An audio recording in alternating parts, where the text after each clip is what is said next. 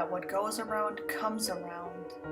I'll admit that what happened was my own fault. But to be fair, there's no way I could have anticipated what I'd experienced. It all started 3 years ago when I started drinking.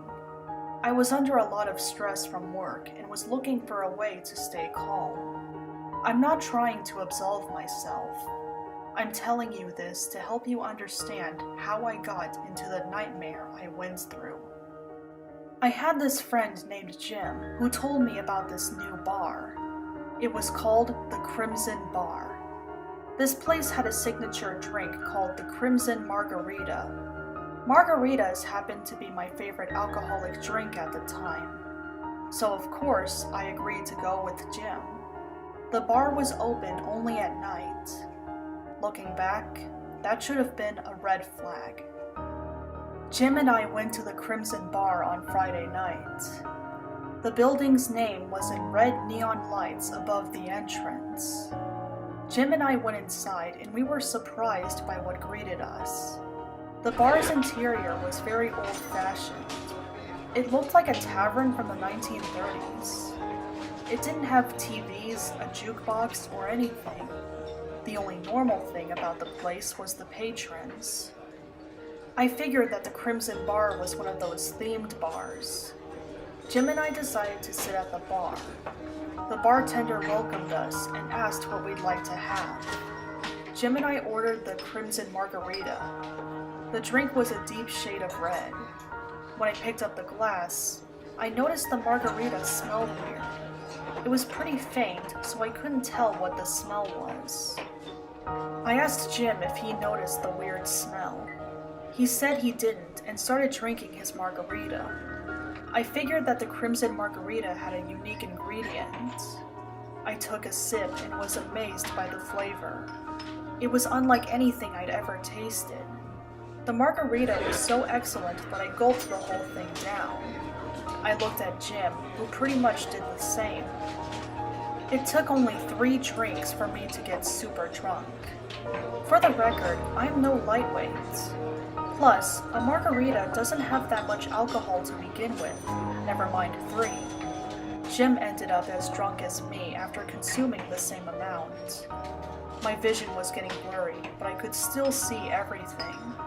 The bartender asked Jim and me if we enjoyed the Crimson Margarita. Of course, we both said yes. The bartender told us that the Crimson Bar has a VIP section. He explained that VIP members get free unlimited drinks. The bartender then offered to give Jim and me a tour of the place. With an offer like that, we couldn't refuse. Jim and I got up and followed the bartender. 2 other patrons saw us stumbling and helped us along the way. What I saw would haunt my dreams forever. There was a dungeon with people chained to the walls. They all looked pale and miserable. The bartender approached one of the prisoners. When he saw him, the prisoner begged the bartender to leave him alone. The bartender grabbed the poor man and bit his neck. The prisoner screamed in pain as blood trickled down his neck. Only then did I realize what was going on. I tried to get out of there, but the patron who helped me tightened his grip on my arm. He looked at me as he bared his fangs.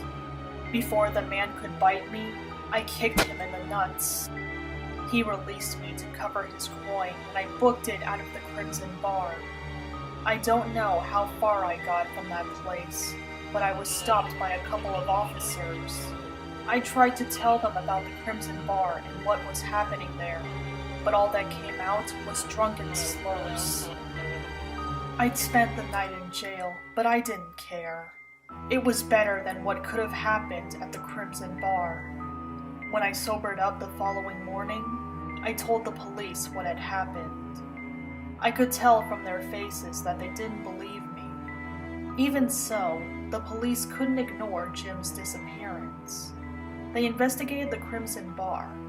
Unfortunately, things didn't go as I hoped. The police spoke with the staff and patrons from the previous night. According to their testimonies, Jim and I were acting weird the night we visited the Crimson Bar. Basically, they accused us of being on something.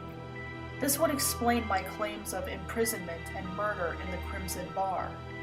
As for Jim, the other patrons said that he and I got into a fight and went our separate ways. Since everyone told the same story, the police didn't search the bar. As for me, I was forced to take a urine test before leaving the police station. The test turned up negative. After that, the police said they better not catch me with or on anything. The police are still looking for Jim. I keep telling everyone where he is, but no one believes me. Drunk or not, I know what I saw. I haven't had a drink since that night. At least something good came out of that incident.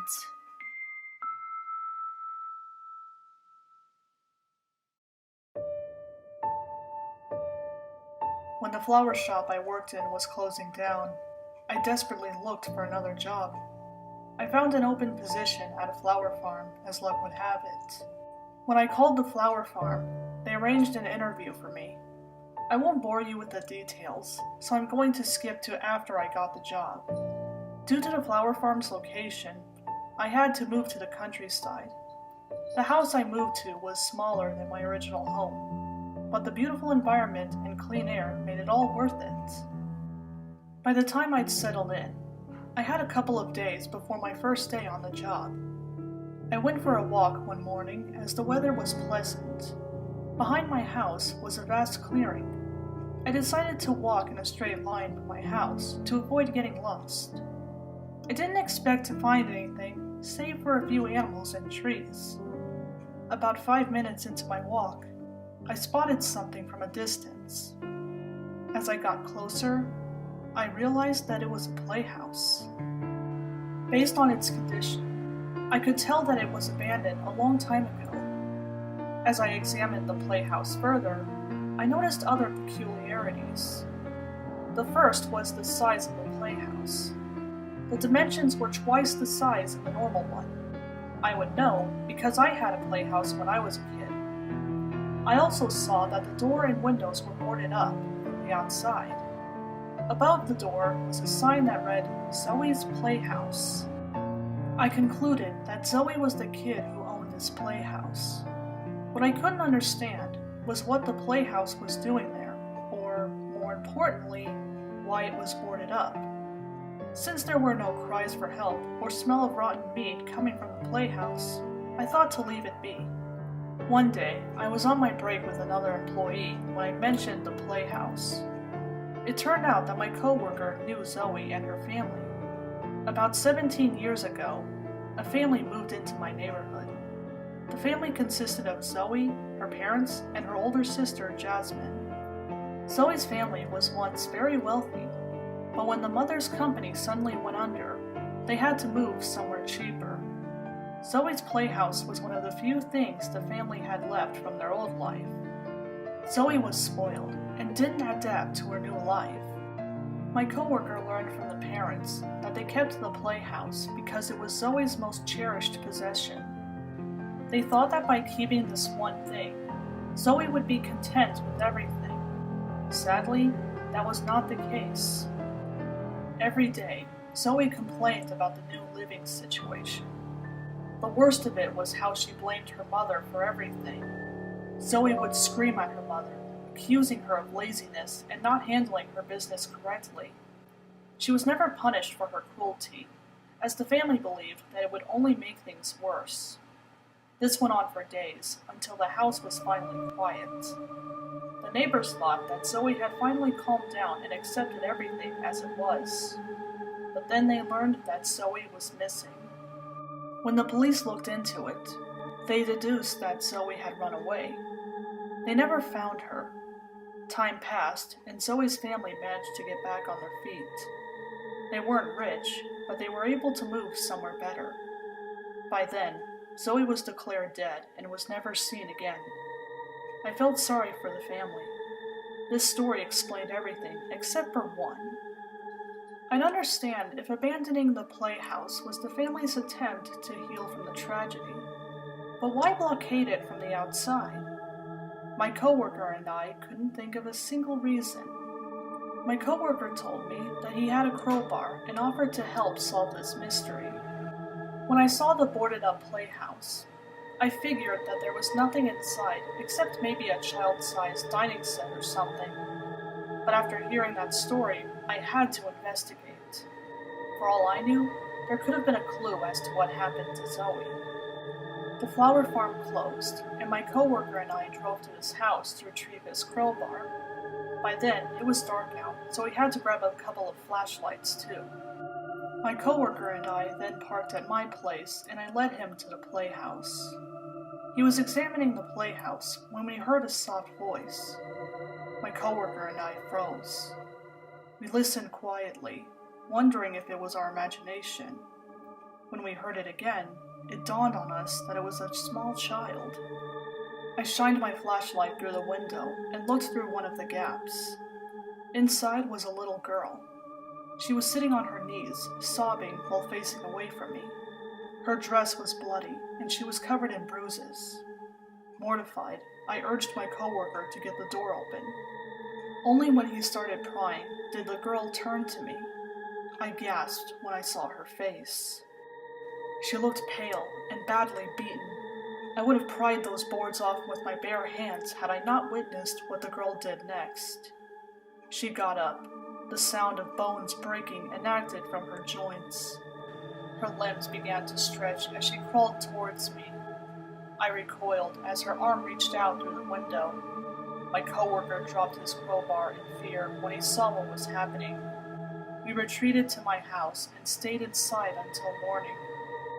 We talked amongst each other about what happened and developed a theory. After days of enduring Zoey's tantrums, her family finally snapped and killed her. They then stashed her body somewhere and kept it there until after the police investigation. When they finished searching her house, the family took the playhouse to the clearing, threw Zoey's body in there, and boarded it up.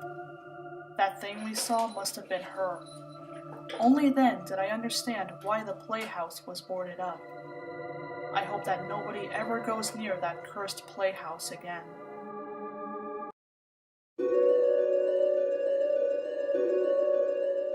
My friends and I had been planning this camping trip for weeks. There's a beautiful forest in Wyoming that the students of my college visit every summer. This year, it was my friend group's turn to camp there. It was June, and my friends and I were getting ready for our trip. My group consisted of 6 people: Lucas, John, Cass, Cole, Paige, and myself. The forest is called Dusty Willow Grove. It's famous for the same reason the students of my college go there. The forest was part of the Pony Express Trail. However, that's not the sole reason behind its popularity. In the winter of 1860, a man named Gordon Bentley was riding through those woods. He joined the Pony Express so that he could support his recently widowed mother. Unfortunately, Gordon never made it to San Francisco. When the authorities started looking for him, all they found was his hat near a lake. That lake was in Dusty Willow Grove. No one knows what happened to Gordon or his horse. If you're in Dusty Willow Grove at night, you can hear the sound of a horse galloping through the woods. Those who believe in ghosts say it's the spirit of Gordon Bentley. My friends and I never believed in that stuff. We just wanted to unwind after a grueling semester. Anyway, my friends and I left for Dusty Willow Grove. Paige drove us to our camping spot in the forest, which was very close to where the Pony Express Trail was. After setting up our camp, we celebrated the beginning of summer with some beer. We were 19 each at the time, but hey, some people do wild things, even in college. It was getting dark, and my friends and I were waiting for the Gallops. But after a few hours, we got bored and decided to go to sleep. I don't know what time this happened, but I suddenly woke up in the middle of the night. I must have drunk more than I thought because I needed to pee. I'm one of those people who can't urinate when someone's watching. So to avoid getting caught, I walked away from the camp until it was out of sight. I stopped at some bushes next to a lake. I just pulled my shorts up when I heard something. I moved my flashlight around until I saw something heading towards me. It was a man riding a horse. I called out to the guy, but he didn't react to me. The rider was wearing old-fashioned clothing, and both he and his horse were covered in snow. He was squinting his eyes and looking around as if he had difficulty seeing. I was perplexed. How could someone be covered in snow in the summer? The man was riding his horse towards the lake, and I tried to stop him. But when I touched his leg, my hand phased through him. The horse stepped onto the water and continued walking as if it were land. The steed walked on the surface until it suddenly stopped. I then heard what sounded like ice breaking before the horse and rider suddenly fell into the water. The man's hat flew off its head before landing on the ground near the lake. I just stood there, trying to process what had just happened, and when it finally hit me, I screamed. My friends heard me and ran to me as fast as they could. When they asked me what happened, I told them everything. When I pointed at the rider's hat, it was gone. My friends thought that the alcohol was making me see things and escorted me back to our camp. When the camping trip was over and we headed back to our respective homes, I finally figured out what happened that night. The snow-covered man I saw was Gordon Bentley's ghost.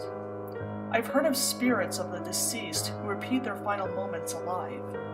What I saw that night must have been how Gordon died. I emailed my history professor and told him my story and my theory. When the professor emailed me back, he told me something that further confirmed my suspicions. It turned out that during Gordon's trip to San Francisco, Dusty Willow Grove was hit by a blizzard one night. This had to have been around the time Gordon reached that forest. The heavy snowfall must have made it difficult for him to navigate, and based on what I've seen, Gordon accidentally steered his horse to the then frozen lake. The ice then broke, and both died in the freezing water. I told my friends and classmates about the lake and how Gordon Bentley died. I don't know who, but one of my classmates was friends with a police officer. When they heard my story, they'd asked said officer to investigate the lake. The police had someone dive into that lake, and, sure enough, they found the skeletal remains of a man and a horse. Gordon and his horse's remains were recovered and given proper burials. It's been a year since then, and the Gallops were never heard again. Not everyone believed me when I said that I saw Gordon Bentley's ghost, but at least I can take comfort in knowing that he's reunited with his mother.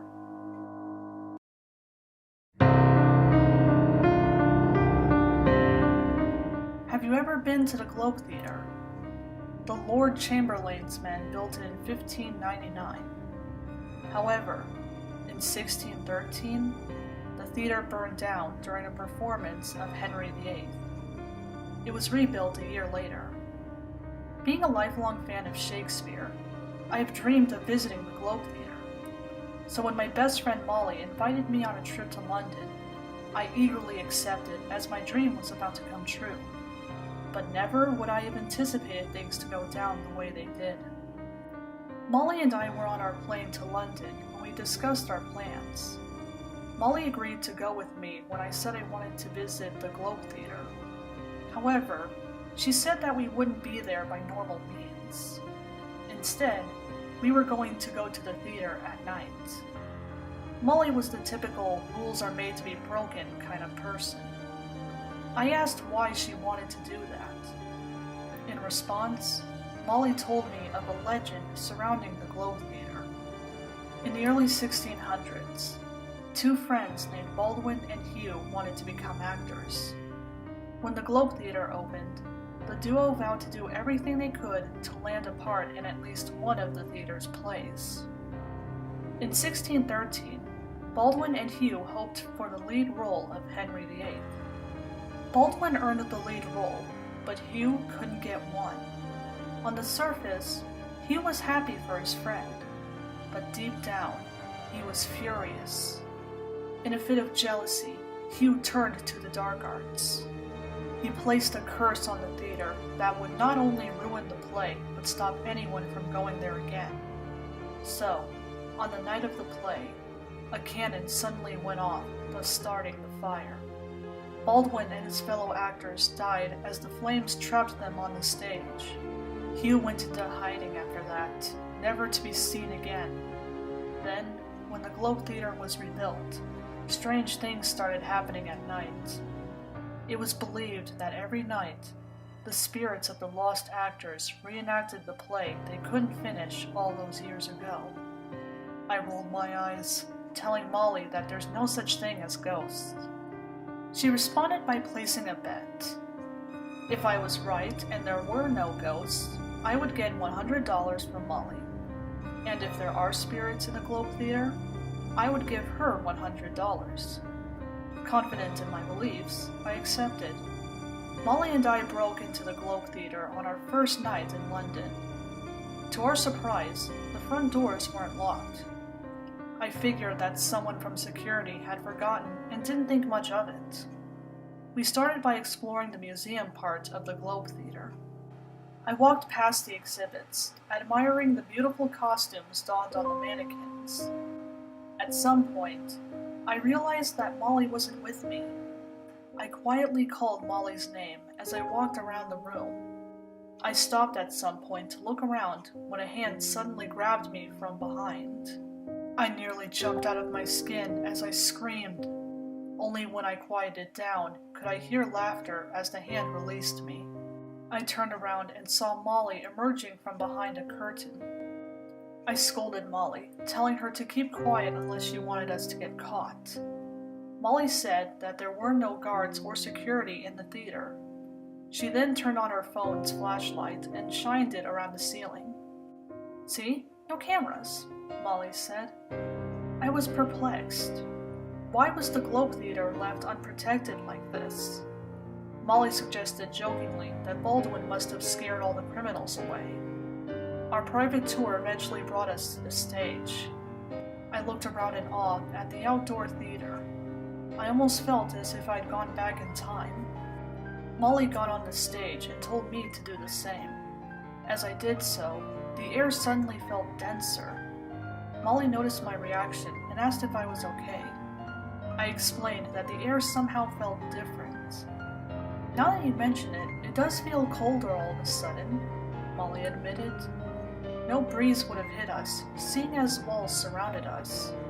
I was about to get off the stage when something caught my eye. A dark figure was moving in the middle gallery. I got scared, thinking that it was someone coming to bust us. I warned Molly as our fellow intruder disappeared into the building through the closest doors. Out of fear, Molly booked it back inside before I could react. I was about to follow her when a wretched smell caught my attention. It took a couple of seconds for me to realize that it was smoke. Flames then appeared on the seats out of nowhere before gradually spreading throughout the entire structure. A fire trail then surrounded me, outlining the stage as it trapped me there. The area became so hot that I was drenched in sweat. Burning figures began to approach me from opposite sides of the stage. They acted so calmly, as if they couldn't feel their flesh burning. I then heard a hoarse voice from behind me. I slowly turned around and saw another one of those things. He was saying something to me, but with his voice combined with my overwhelming fear, I couldn't understand a word this monster said. I don't remember what happened after that. I woke up in the hospital, where 2 officers greeted me. They told me that I was found lying unconscious on the stage in the Globe Theater. I asked the officers what happened and how I got to the hospital. The officers gave me a grim look before telling me everything. It turned out that what Molly said about the Globe Theater was true. The curse, the ghosts, everything. The authorities figured it out after the theater's grand reopening. Every morning, those who worked security in the Globe Theater the night prior were found either burned to a crisp or unconscious.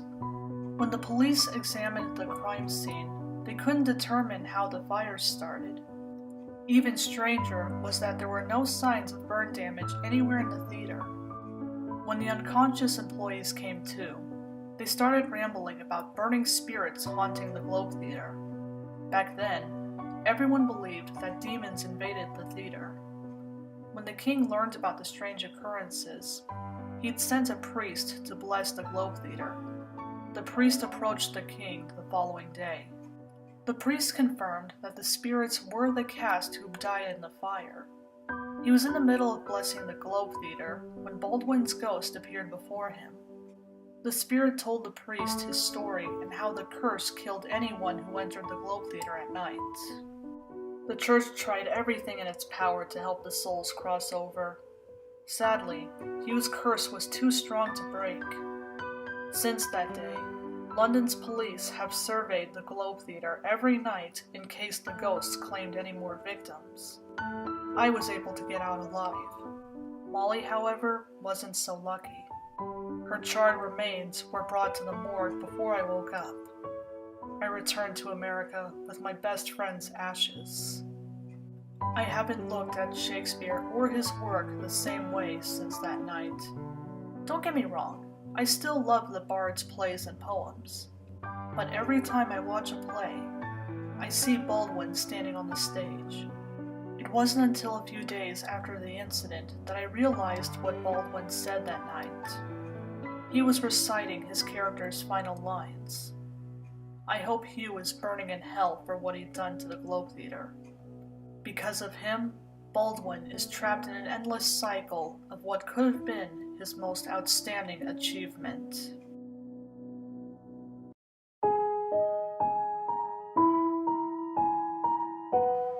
After my divorce, I stayed with my brother Josh. Josh and I haven't been on speaking terms since I dated my now ex-wife Lisa. When we were in high school, Josh dated Mandy, Lisa's best friend. After a week of dating, someone started spreading rumors about Josh. Josh claimed that Lisa did it out of jealousy. Lisa wasn't happy with Mandy dating because she wanted to have her friend all to herself. Lisa, of course, denied everything. Since then, Josh and Mandy stopped communicating with Lisa and me. After school, my brother and I married our sweethearts and moved to different towns. After 5 years of marriage, Lisa found a new lover and divorced me. When the divorce was finalized, Lisa admitted that she was responsible for those rumors, but not for the reason Josh thought. The thing is, Lisa dated me because I had the best grades in class. In her mind, my success in school indicated that I would become rich and powerful in the future. But reality soon hit her after we got married. Despite finishing school as a valedictorian, I still had to start at an entry-level job. I guess Lisa ran out of patience because she ran off with some tycoon. And just when things couldn't get any worse, my house burned down due to faulty wiring. I was trying to find a place to stay when I got an unexpected call. It was from Josh. He said that Lisa was telling everyone on social media about the divorce and her new lover. I told Josh about how my house burned down. After hearing that, Josh offered to let me stay at his place for a while. I was surprised to have this sympathy from him. It seemed to me that Josh wanted to bury the hatchet. Before I could accept, I asked Josh if Mandy would mind. Josh said that Mandy left him 3 years prior for reasons similar to Lisa's. I figured that Josh was doing this out of sympathy, given that we've shared the same problem. But it wouldn't be until I moved to Josh's place that I learned the real reason why I was invited there. After putting my stuff in the guest bedroom, I had some beer with Josh in the living room. We were catching up when Josh told me about Baby Jim. Baby Jim was an old baby doll Josh kept in his room. My brother gave me one rule: leave Baby Jim and his stuff alone. Baby Jim was to be kept in his crib at all times, with his toys and bottle full of milk with him. I laughed at Josh's rule, thinking he was screwing with me, but then I saw how serious my brother looked. Josh led me to his room, where he showed me the crib. Sure enough, Baby Jim was in there, with toys and a bottle full of milk. The doll had golden hair and deep blue eyes that looked like they were staring right at me. It was swaddled in a white blanket, which seemed a little too tight for a real baby. I asked Josh why he had a baby doll to begin with. My brother told me that the doll was his responsibility as it came with the house. I decided to ignore this situation as I was too upset with my own problems to care. I rarely saw Josh, even when we were both in the house. Sometimes I'd pass by his room and hear whispers coming from it. I was getting a little worried about Josh. I was grateful for everything my brother had done for me, but caring for a doll as if it were a real child doesn't precisely define rationality. I used to chalk it up to some coping mechanism for the divorce. But one incident made me realize that there was more to this baby Jim nonsense than I thought. I just returned from work when I got a text from Josh. His boss was having a birthday celebration after closing hours, and the whole department was going. Josh asked me to babysit baby Jim until he got back. I rolled my eyes as Josh gave me some instructions. All I had to do was refill the baby bottle and make sure baby Jim and his toys stayed in the crib. I didn't want to enable Josh's delusions, but I didn't want to risk destroying our relationship either.